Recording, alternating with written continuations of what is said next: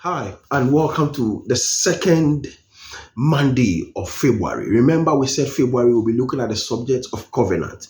Last week, we zoomed into some aspects, and this week, we are looking at the covenant of love. The covenant of love. Scripture reference Deuteronomy chapter 7, the verse number 9, and I'll read the NIV. Know therefore that the Lord your God is God. Hey, the Lord your God is God. He is a faithful God, keeping his commandments of love. Underline that one. Keeping his commandments of love to the thousands of generation of those who love him, number one, and keep his commandments. Keeping his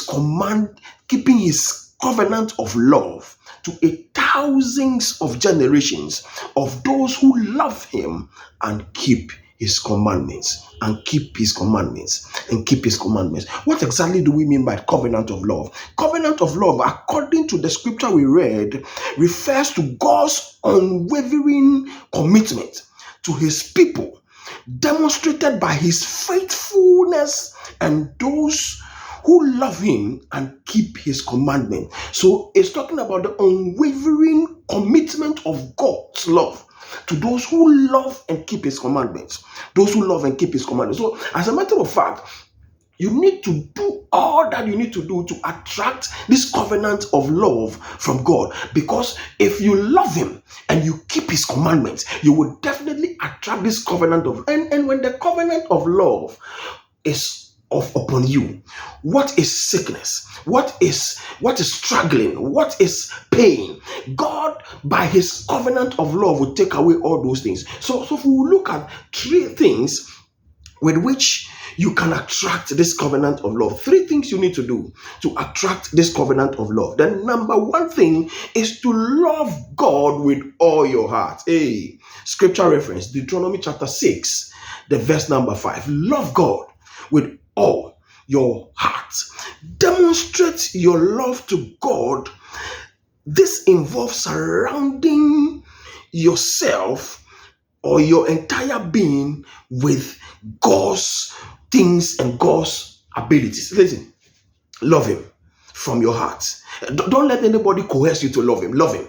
Irrespective of what is happening, love him. That is what it simply means. So the first thing is to love God with all your heart. Number two is keep his commandments. Loving God is different from keeping his commandments. His commandments are stipulated in his word. So if you are not a lover of his word, you would not be able to even pick the commandments and live by those tenets. I entreat you to be a lover of the word, for which you would pick the commandments of God and move with it. So the third thing is to walk in faithfulness. Walk in faithfulness. Deuteronomy chapter 11, the verse number 13 and 14. Walk in faithfulness. Listen, times are hard, but don't cut corners. Walk in faithfulness.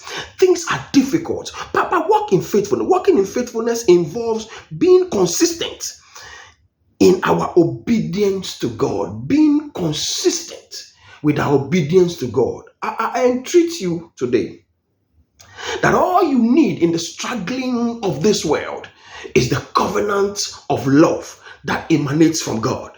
I pray that by your love to God, by keeping his commandments and by being faithful to his word, you would attract this covenant of love, and that will begin to open that great and mighty door that you seek or that you yearn. Permit me to pray for you. I pray, invoking the covenant of love for you this week.